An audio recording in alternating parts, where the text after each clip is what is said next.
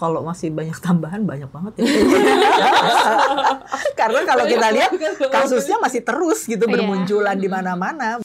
Emang terminologi kerennya SLAPS gitu ya, disingkat gitu. SLAP tuh bahasa Indonesianya gitu ya, kan menampar gitu ya. Emang sebuah tamparan gitu bagi masyarakat sipil. Anti itu kayak obat gitu, kayak antibiotik, antivirus gitu. Dia lawannya dari si SLAP ini.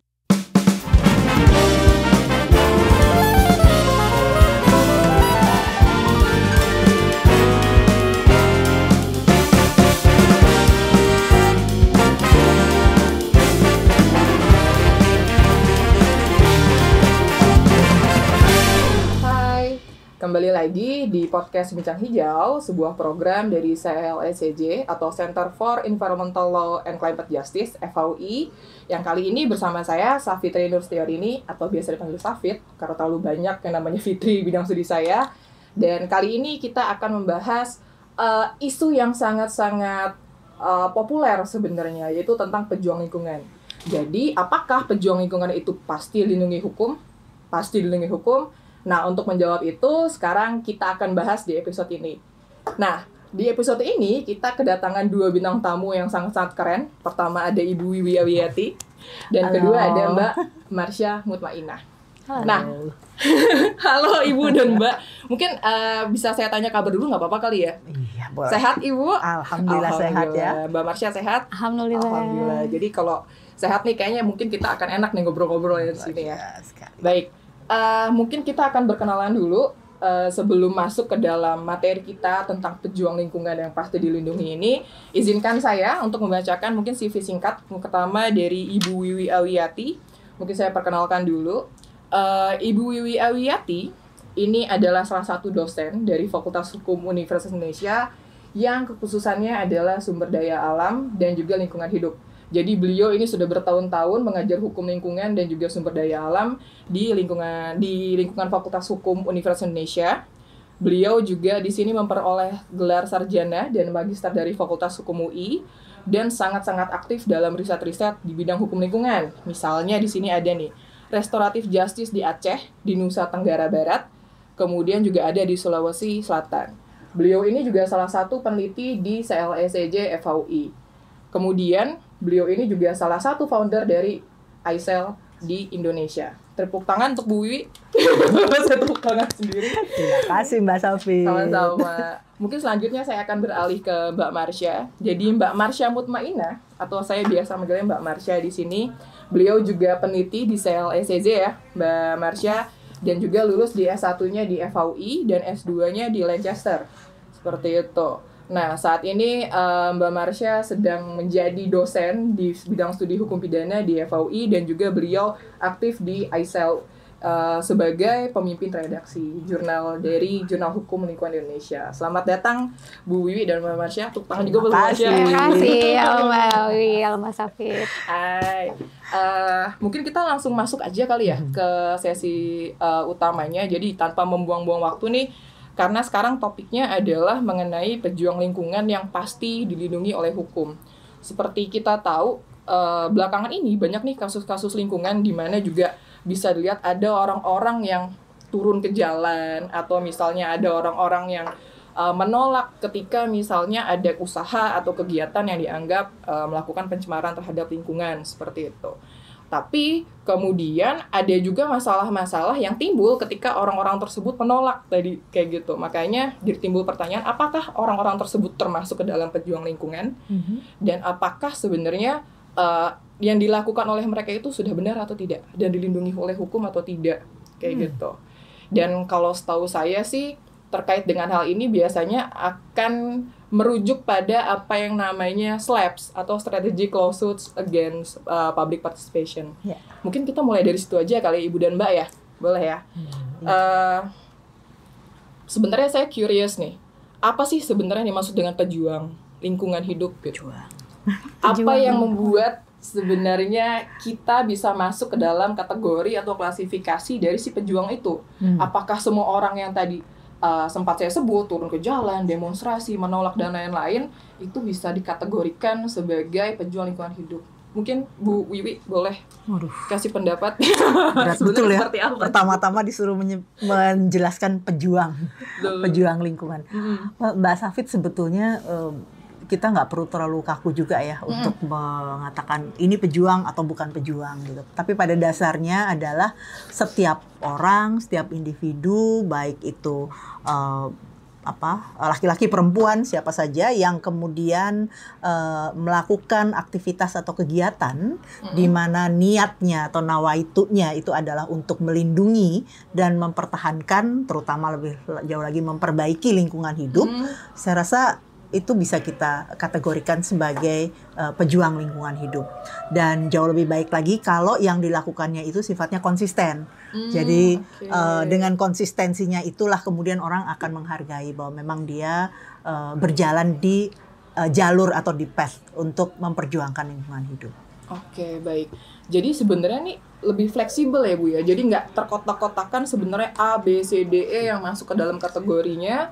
Tapi sebenarnya ketika dia ada niat dan dia ada tindakan dan lebih baik lagi konsisten untuk memperjuangkan dan melindungi lingkungan hidup, itu bisa disebut sebagai pejuang lingkungan hidup seperti itu ya. Karena itu jadi tidak dikotak-kotakan dengan itu aktivis, jurnalis, kemudian dosen, advokat gitu ya, atau masyarakat adat. Enggak, semuanya yang melakukan upaya untuk perlindungan lingkungan, memperjuangkannya secara konsisten, saya rasa bisa disebut sebagai pejuang lingkungan kan? Harusnya gitu ya.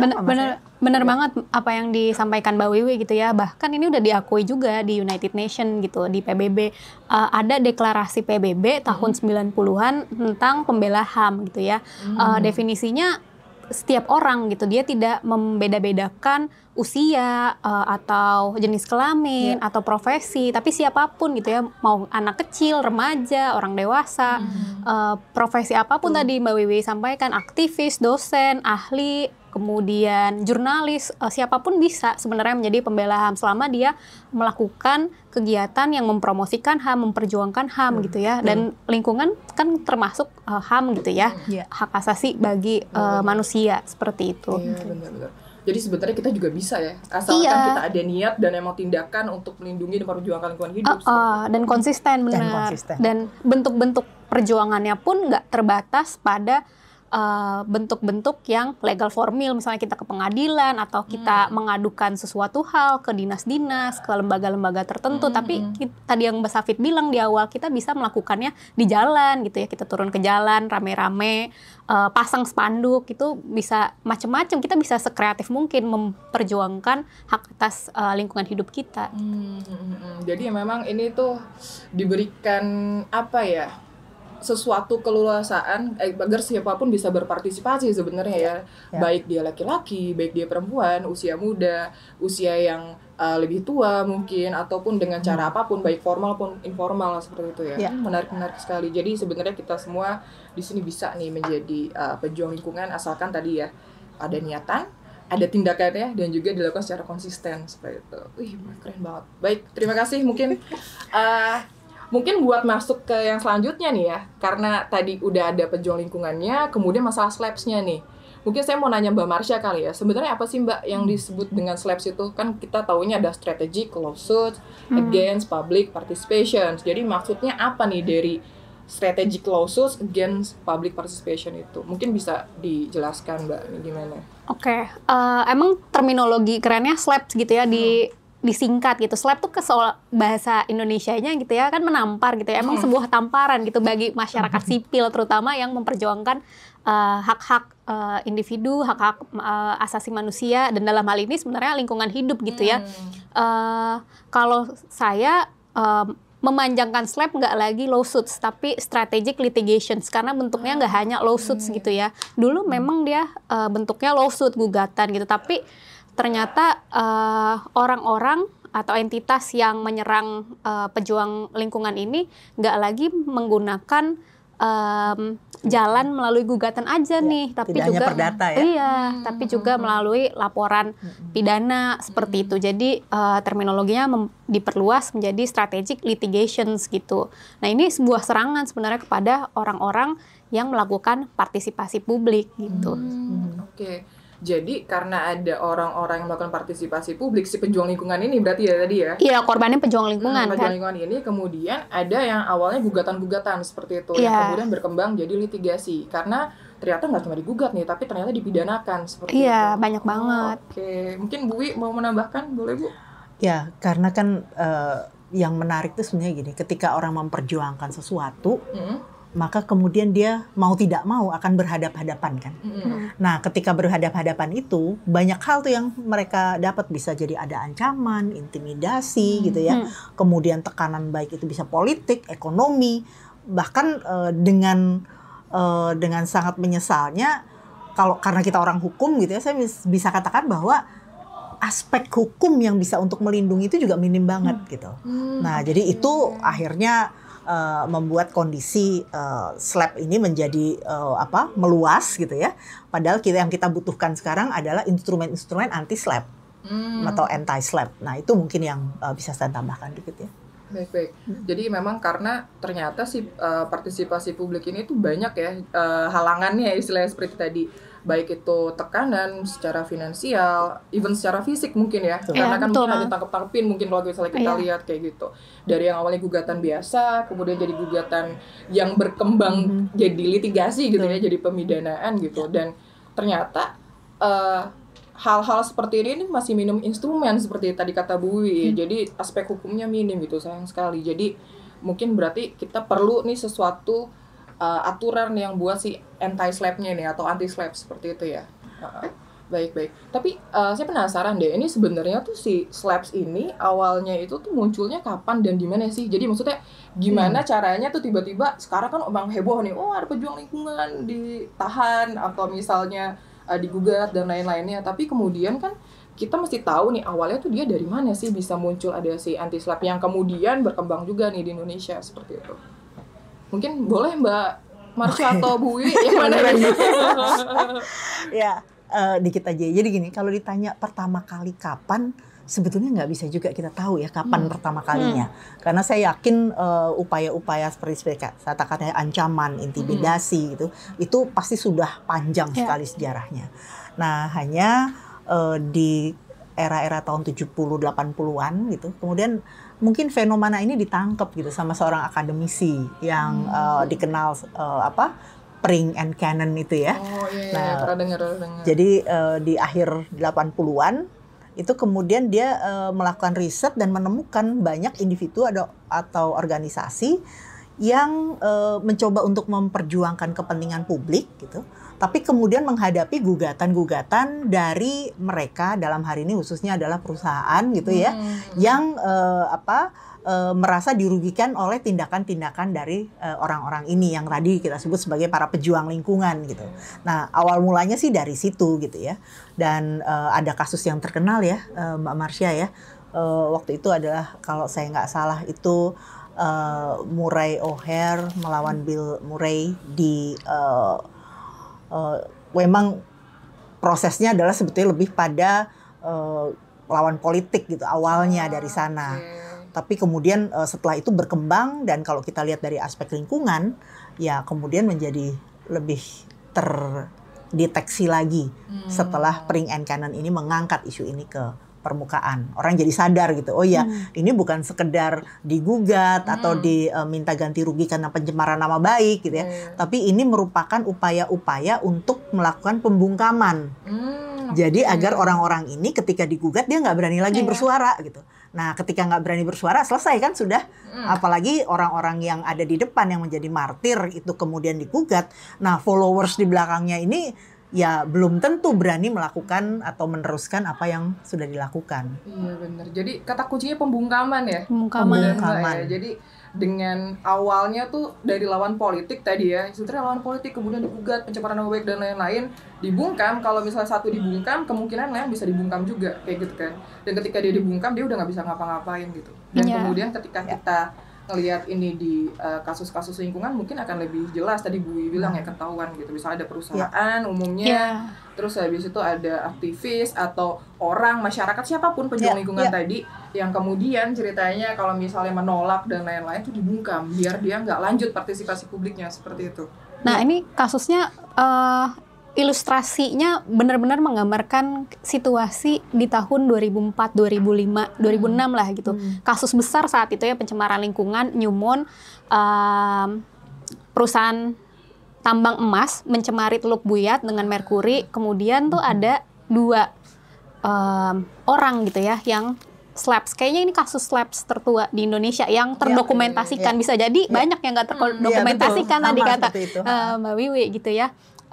Kenapa yang satu masyarakat sipil dia leaders lah, leader CSO, dia buat siaran pers. Kemudian di dalam siaran pers itu dia bilang gitu ya, menduga bahwa masyarakat Teluk Buyat yang saat itu mengidap banyak penyakit aneh gitu ya akibat polusi merkuri, kemungkinan disebabkan karena pencemaran Teluk Buyat akibat perusahaan emas tersebut. Iya.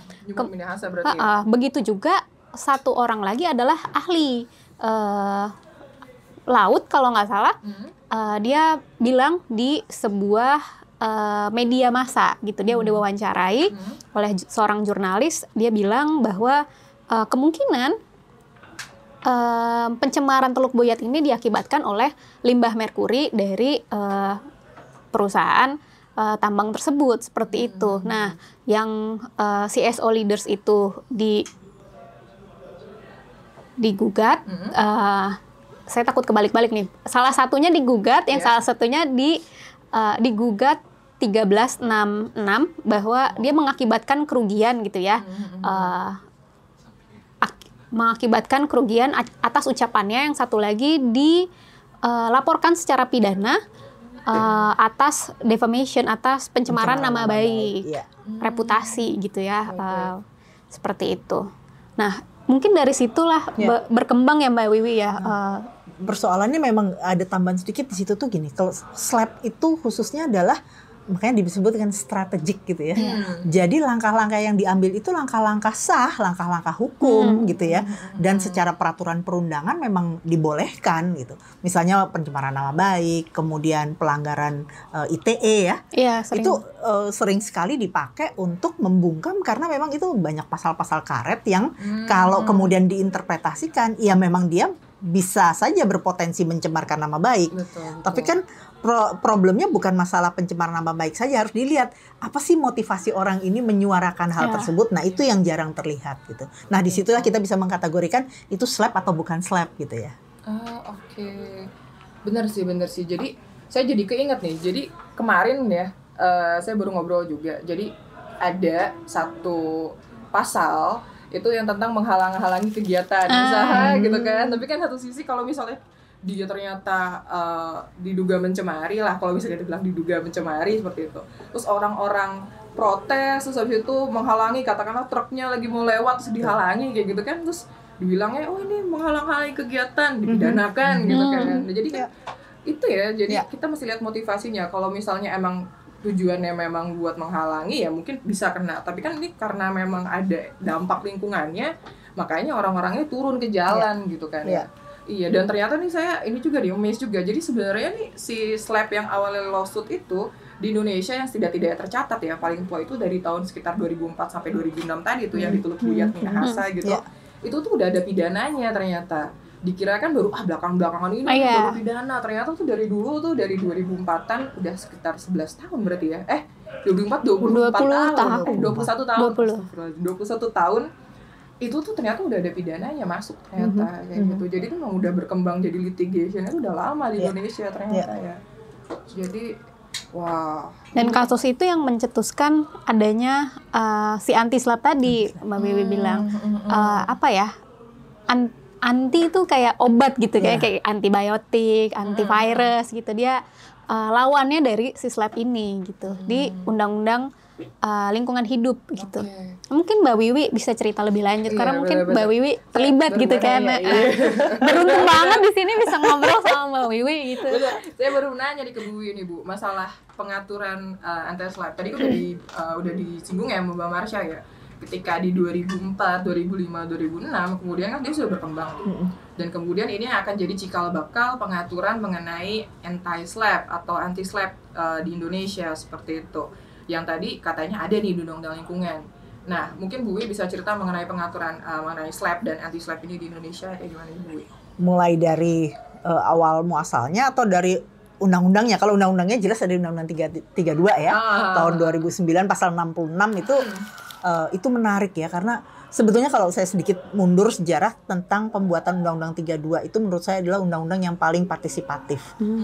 Karena pada kala itu Kementerian Lingkungan Hidup sebagai inisiatif gitu ya, itu betul-betul melibatkan masyarakat sipil, akademisi, NGO dan lain-lain dalam public consultation yang cukup masif gitu, bahkan sampai pada ikut proses menuangkan di dalam pasal demi pasal gitu ya. Perdebatannya cukup sengit gitu karena artinya bukan karena dari LSM atau dari akademisi serta-merta diterima oleh pemerintah, demikian juga ketika pemerintah mengajukan serta-merta ditolak gitu, enggak, itu benar-benar perdebatan akademik yang sangat luar biasa. Nah, pada kala itu memasukkan satu pasal mengenai anti-SLAPP gitu ya, itu karena anti-SLAPP itu bukan barang baru gitu ya, bukan barang yang gampang dikenal. Jadi orang masih banyak yang asing gitu tentang apa sih yang anti-SLAPP, SLAPP ini apa sih? Nah, jadi tapi kemudian pada saat itu ketika kita sama-sama, nah itulah lagi-lagi kita bicara spirit pejuang lingkungan. Jadi saya boleh katakan juga bahwa teman-teman dari KLH pada saat itu, kemudian juga dari DPR yang terlibat, itu juga bisa kita kategorikan sebagai pejuang lingkungan karena mereka betul-betul memikirkan, walaupun belum familiar dengan isu SLAPP gitu, tapi mereka yakin bahwa memang ada yang harus dilindungi dalam memperjuangkan persoalan lingkungan ini. Dan mereka-mereka ini sangat rentan dengan gugatan ataupun tuntutan pemidanaan. Nah, jadi kira-kira itu sih awal muasal sehingga kemudian masuklah elemen anti-SLAPP itu di dalam Undang-Undang 32 tahun 2009. Nah, sayangnya seperti biasa yang terjadi di negeri ini, ketika sudah masuk dalam peraturan perundangan, nah itu ada PR lebih lanjut yang nggak dikerjain nih ceritanya. Apa tuh? Karena turunan dari undang-undang untuk bisa dioperasionalkan itu kan harusnya ada peraturan pemerintah atau ada langkah-langkah lebih lanjut gitu ya untuk mengoperasionalkan. Nah, itu nggak muncul-muncul tuh sampai dengan baru tahun-tahun terakhir ini di tahun 2023 ya. Jadi exactly 20 tahunan gitu ya. Setelah 20 tahun baru kemudian 24 tahun. Iya kan 2009 ke 2023 ya. 2023 dan itu baru inisiasinya pun sayang pada saat itu bukan dilakukan oleh pemerintah. Tapi dilakukan oleh institusi yudikatif. Mahkamah Agung lah yang maju lebih dahulu untuk kemudian mengatur. Kenapa? Karena begitu banyak kasus-kasus masuk ke dalam pengadilan dan hakim-hakim juga bingung ini bagaimana menanganinya. Karena kalau dilihat dari unsur-unsur dan pasal-pasal yang digugat, didakwakan itu semua ya memang bisa masuk, memenuhi untuk bisa dihukum.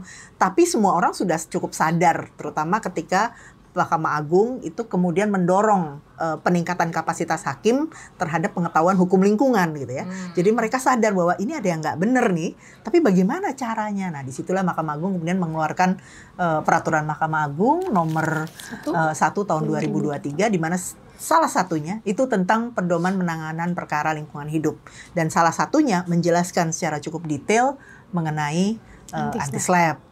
Nah, kemudian Mbak Marsha nih kelihatannya cukup banyak nih melakukan juga upaya-upaya advokasi. Salah satunya ini ya Mbak Marsha ya? Iya. Nah, ini nih mungkin Mbak Marsha bisa jelasin sedikit tuh tentang pedoman Jaksa Agungnya. Iya nih Mbak Marsha, boleh Mbak Marsha dijelasin ya tentang aturan-aturan kayak gini Mbak Marsha? Iya, ini tuh salah satu aturan bukan turunan kali ya, tapi komplementer dari Undang-Undang 32 gitu ya. Dalam hal penegakan hukumnya, tentunya jaksa juga harus dipersenjatai gitu ya. Gimana sih cara melakukan penuntutan pidana lingkungan gitu ya.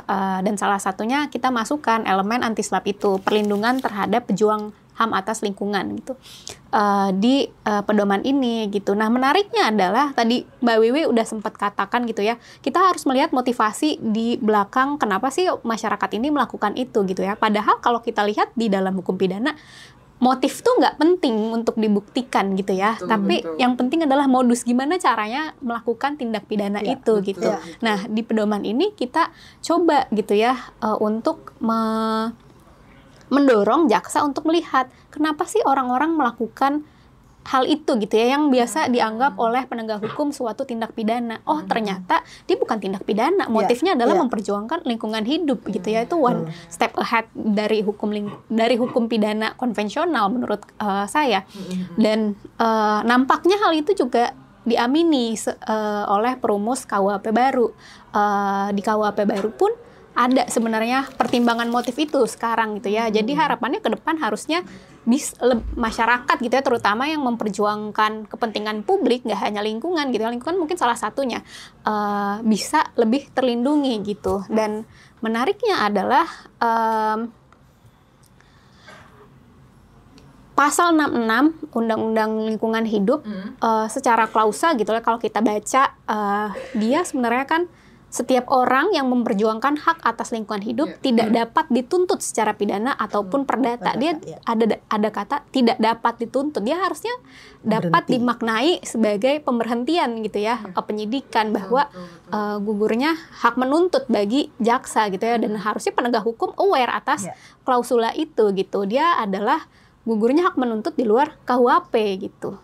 Sayangnya mungkin baru sebagian kecil penegak hukum yang punya perspektif dan memahami hal tersebut. Iya.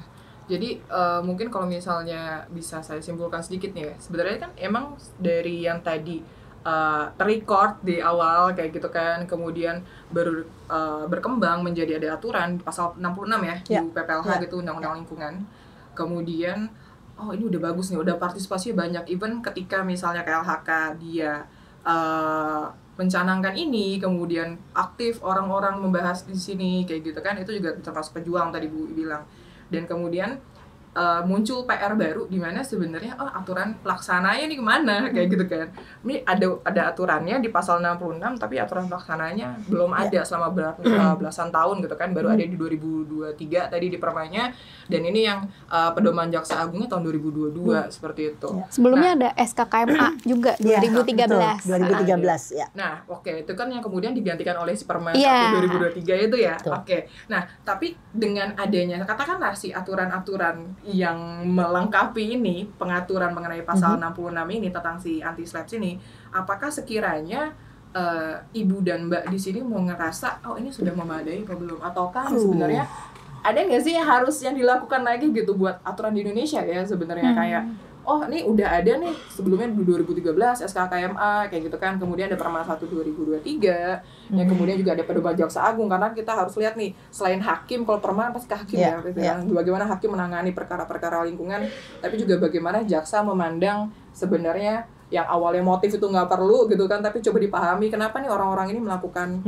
hal-hal seperti ini gitu kan, kenapa dia berpartisipasi, yang kemudian cara membungkamnya adalah dengan cara-cara yang strategis atau sistematis bahkan gitu kan, yang emang udah legal kayak gitu.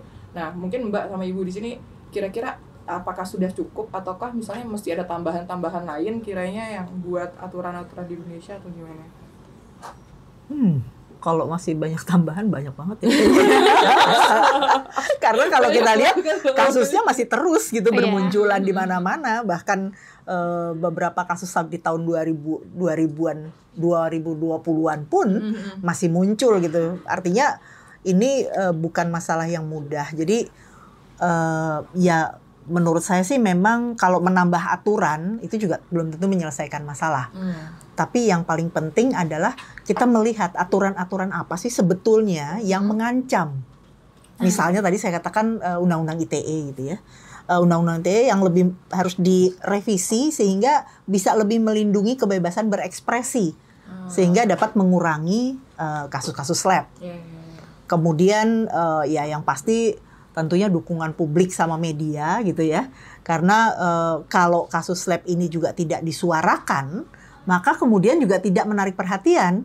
Nah, karena tidak menarik perhatian artinya kasus ini berlanjut terus. Betul. Dan yang lebih bahaya lagi adalah ketika ini baru naik atau mendapat perhatian setelah di tingkat kasasi gitu ya. Itu sudah jauh sekali gitu prosesnya. Nah, saya rasa semakin dini, jadi early warning-nya, itu harus kita bangun tuh early warning sama early response system terhadap dugaan-dugaan tentang SLAPP ini gitu. Dan saya juga punya harapan banyak sih sebetulnya kepada Kementerian Lingkungan Hidup ya, yang juga tentunya harusnya menganggap atau memperlakukan para pejuang lingkungan ini sebagai keluarga yang harus diprotek karena mereka mendukung atau membantu program kerja dan pencapaian tujuan kementerian gitu ya.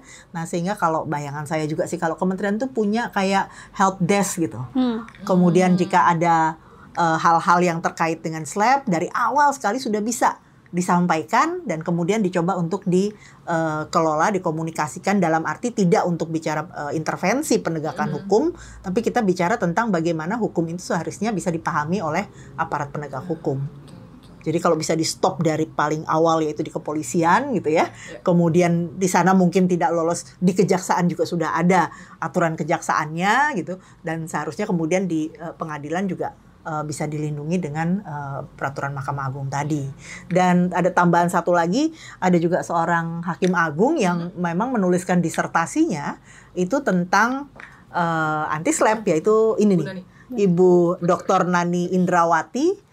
Jadi disertasinya itu berjudul Kebijakan Anti SLAP dalam Pengelolaan Lingkungan Hidup. Beliau meneliti beberapa kasus-kasus dan kemudian menyimpulkan bahwa ya memang artinya memang banyak dari kasus-kasus itu yang sebetulnya merupakan kasus SLAP. Jadi bukan kasus pidana murni atau perdata murni gitu. Tapi ada motivasi atau motif yang melatar belakangi terjadinya tindakan hukum tersebut. Baik. Mbak Marsha ada mau tambahan? Menurut aku juga penting banget ya early dismissal proses gitu ya. Kalau kita saat ini paling cepat adanya di jaksa gitu ya, karena memang kewenangan jaksa adalah dominus litis. Tapi kalau kita melihat sistem peradilan pidana, sebenarnya dia bisa di-cut loh di kepolisian di tingkat penyidik. Dia harusnya nggak perlu mengusut kasus kalau misalnya ada laporan gitu ya lebih lanjut, tapi dia harus bisa mengidentifikasi partisipasi publik yang dilakukan oleh masyarakat seperti itu. Dan harusnya itu kan bagian dari HAM ya, mereka punya panduan bagaimana melakukan penyidikan sesuai dengan HAM seperti itu. Dan Kenapa penting banget? Karena ada satu kasus gitu ya. Ini perjuangan lingkungan di Banyuwangi. Dia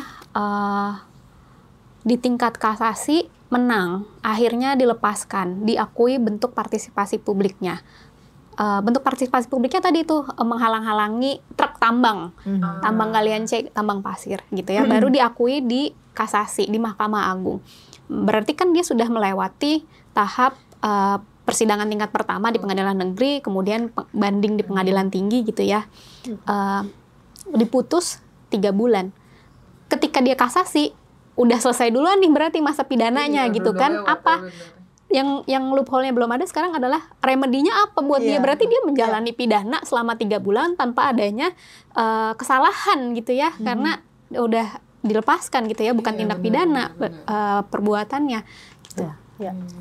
Jadi di sini tuh yang harus dibenahi dalam tanda kutip ya, nggak cuma peraturannya aja gitu, tapi dari ada termasuk institusi kayak gitu kayak tadi kan, terus ada kayak gitu publik juga bisa menyuarakan gitu, karena kan kalau sekarang kalau nggak viral nggak tanganin, alasannya kan kayak gitu kan masyarakat banyak gitu. Jadinya tuh emang kita juga punya peran ya buat memviralkan ini gitu, jadi orang-orang bisa melihat lebih lanjut lagi kalau ini sebenarnya kasus bukan pidana murni atau perdata murni gitu, tapi ini kasus-kasus yang sebenarnya bentuk partisipasi masyarakat untuk menjaga lingkungan, melindungi lingkungan kayak gitu kan. Jadi sebenarnya ini anti SLAP kayak gitu. Dan jangan sampai kayak misal tadi disebut juga ya Wuyi sama Mbak Marsha gitu, udah terlalu jujur banget kan, udah sampai Mahkamah Agung terus begitu dia dapat apa? Dia menjalani hukuman tapi sebenarnya iya dia nggak salah, terus udah lepas gitu aja, terus buat dia remedinya apa gitu kan, nggak jelas juga ternyata sampai sekarang kan kayak gitu. Ini ini menarik banget gitu ya, di Filipina, di pedoman Filipina juga punya pedoman mengadili perkara lingkungan, salah satu yang ngatur anti SLAP, dia mendefinisikan SLAP itu adalah perbuatan yang mengheres bahasa Indonesia, melecehkan pengadilan gitu ya, karena dia jadi menghalang-halangi orang yang sebenarnya membutuhkan akses kepada keadilan, justru terhalang dengan adanya kasus-kasus SLAP ini tadi yang bahkan sebenarnya dia nggak layak untuk menjadi sebuah kasus hukum gitu ya. Dia upaya strategis untuk menghentikan masyarakat, membungkam masyarakat, membuat masyarakat menjadi takut, menjadi tunduk dengan penguasa, mungkin seperti itu. Tadi seperti juga tambahan sedikit lagi bahwa kalau tadi kita banyak menyoroti adalah pegiat-pegiat lingkungan, pegiat lingkungan yang lain dalam hal ini adalah masih ingat nggak itu yang kasusnya Mongabai Pers? Oh, iya kan? Artinya jurnalis investigatif dari Mongabai Indonesia itu dia menerbitkan laporan tentang dugaan perusahaan lingkungan, perusahaan sawit gitu di Kalimantan, kemudian digugat, tuduhannya pencemaran nama baik. Nah terus ya kembali kasus ini kita bisa lihat pada dasarnya kan ingin membungkam kebebasan pers untuk bisa menyuarakan persoalan-persoalan yang ada di Indonesia gitu. Nah jadi kalau sekarang isunya lingkungan ya kita nggak tahu isu apa lagi gitu, karena SLAP itu bukan hanya masalah lingkungan hidup sebetulnya. Kalau kita lihat itu sebenarnya masalah yang lebih luas lagi dari sekedar masalah lingkungan hidup. Karena kata kuncinya adalah pembungkaman. Pembungkaman dan penekanan tentang hak asasi manusia. Jadi sebenarnya malah ini kira-kira adalah suatu cara jangan sampai dia memperoleh akses keadilan justru ya. Iya, kalau tadi katanya Mbak Marsha kan sebenarnya apa ya? Ini kan suatu tindakan yang melecehkan pengadilan kalau di Filipina seperti itu. Yang mana sebenarnya harusnya masyarakat datang terus itu bisa buta keadilan, tapi kemudian dihalang-halangi dengan cara yang legal kayak gitu kan. Mungkin kalau ada selain Filipina ada lagi nggak mungkin yang mungkin sejenis itu yang pernah tahu atau kayak gimana? Ada di Filipina, Kanada, Australia gitu. Inggris sekarang juga lagi mengembangkan anti-SLAPP mechanisms. Tapi majority memang sistemnya adalah dia early dismissal procedure gitu. Dan banyak di hukum acara. Nah, ini menarik gitu ya momentumnya gitu. Kita sedang merevisi KUHP karena kita baru punya KUHP baru, kemudian juga KUHPer kita juga dalam revisi gitu ya, masuk prolegnas. Jadi semoga bisa masuk sih ya. Nanti kalau di KUHP-nya bisa diatur dengan lebih detail ya bagaimana hukum acaranya, saya rasa itu akan mudah-mudahan membantu juga. Kalau boleh sedikit sebelum kita saya nggak tahu kita punya berapa lama waktu lagi gitu ya, kelihatannya tinggal 5 menit. 5 menit. Kalau saya boleh sedikit mengkaitkan gitu, sebetulnya ini kan kalau kita bicara SLAPP, anti-SLAPP itu kan sudah di ujung proses gitu ya. Sebetulnya saya juga ingin mengajak kita semua tuh memikirkan lebih awalnya lagi. Kenapa sih SLAPP itu terjadi gitu ya? Salah satunya kan bukan sekedar bahwa ada orang menyuarakan tindakan pencemaran perusahaan, tetapi itu juga kemudian karena partisipasi publik itu tidak dilakukan di tingkat awal itu segenuine mungkin, sehakiki mungkin, dengan sebenar-benarnya gitu ya. Jadi kebanyakan partisipasi yang dilakukan dalam tanda kutip asal-asalan gitu ya, tokenism segala macam. Nah itulah yang kemudian menyebabkan bahwa bisa saja publik tidak terinform, kemudian publik juga kemudian mendapatkan dampak dari tindakan tindakan kegiatan tersebut gitu kan, dan kemudian bereaksi. Nah reaksi itulah juga kemudian akhirnya menjadi sasaran dari SLAPP. Kalau kemudian ada public partisipasi yang baik, kemudian jalur pengelolaan pengaduan yang baik gitu ya, mungkin mudah-mudahan bisa mencegah gitu terjadinya SLAPP lagi di masa depan gitu, kira-kira gitu. Mungkin Mbak Caca mau nambah nih, reform apa tadi Bu Wi udah kayak penambahan ini, mungkin Mbak Caca ada yang bertambahkan juga. Aku sepakat gitu ya, partisipasi publik tuh di awal memang menjadi kunci gitu ya untuk mencegah SLAPP ini terjadi. Dan satu mungkin ya pengembangan kapasitas dari penegak hukum, selain tadi ada aturan-aturan yang perlu dilengkapi lebih lanjut dan diperbaharui gitu ya. Seperti itu, karena HAM tuh kan kita semua punya HAM gitu ya, dan seharusnya saling menghormati, saling melindungi, dan juga negara punya kewajiban juga memenuhinya gitu. Ya, to respect, to protect and to fulfill. Oke. Ya. Jadi sebenarnya ini mulai tidak hanya terkait dengan aturannya aja yang mesti dibenahi ya. Tadi kan mulai istilahnya mengeliminir aturan-aturan yang sebenarnya justru menghalang-halangi gitu, yang berpotensi menghalang-halangi kayak gitu. Tapi juga kita harus mulai dari partisipasi masyarakatnya, itu jangan sampai dihalang-halangi, jangan sampai bisa dibungkam gitu ya. Karena kan kata kunci dari pembungkaman sama HAM yang tadi ini, sama juga ini butuh ada pengembangan kapasitas dari penegak hukumnya seperti itu ya. Oke. Mungkin kita sudah sampai di ujung nih, Ibu dan Mbak. Kita sudah sampai di ujung di sini. Mungkin ada yang mau disampaikan, 1 patah 2 patah kata terakhir. Silakan, Senga. Apa ya? Boleh Mbak Caca dulu. SLAPS itu menurut saya ya, dia ancaman nyata bagi demokrasi gitu ya. Dan harusnya nggak ada lagi nih SLAPS ini, karena pasal 66 udah di tingkat undang-undang gitu ya, dan peraturannya udah ada di Jaksa dan di Mahkamah Agung. Saat ini harusnya lebih bisa penegak hukum mengidentifikasi gitu ya, bahkan di peraturan-peraturan tersebut kita jabarin tuh apa sih partisipasi publik itu, apa sih bentuk-bentuk perjuangan lingkungan hidup itu gitu, dan harusnya itu bisa diidentifikasi untuk mencegah terjadinya korban-korban SLAP selanjutnya. Ya, mungkin kalau dari Bu Wi, ada tambahan Bu? Sebetulnya saya hanya mengharapkan, menghimbau gitu ya. Selama-lamanya iman menghimbau. Selama-lamanya iman. Ya, saya mengharapkan agar aparat penegak hukum itu lebih hati-hati lagi ketika menangani persoalan, atau mungkin saya rephrase ya. Jadi seperti ini. Saya mengharapkan dan mencoba untuk mengajak para aparat penegak hukum, baik itu dari polisi, jaksa, khususnya juga hakim gitu di pengadilan, itu mencoba memahami SLAP ini secara lebih dalam. Jangan lagi ada korban-korban, orang-orang yang pada dasarnya ingin mengupayakan perlindungan lingkungan hidup, pada akhirnya harus berujung pada proses persidangan yang panjang, yang melelahkan, yang pada akhirnya kalau ini dibiarkan terus-menerus, maka demokratisasi di Indonesia akan hilang. Itu saja.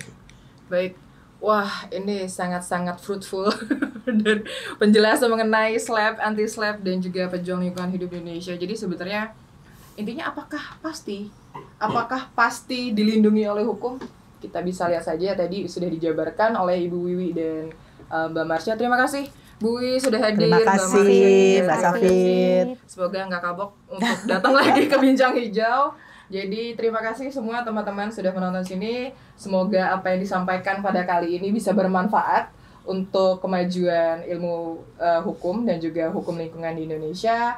Tonton terus Bincang Hijau dan sampai jumpa.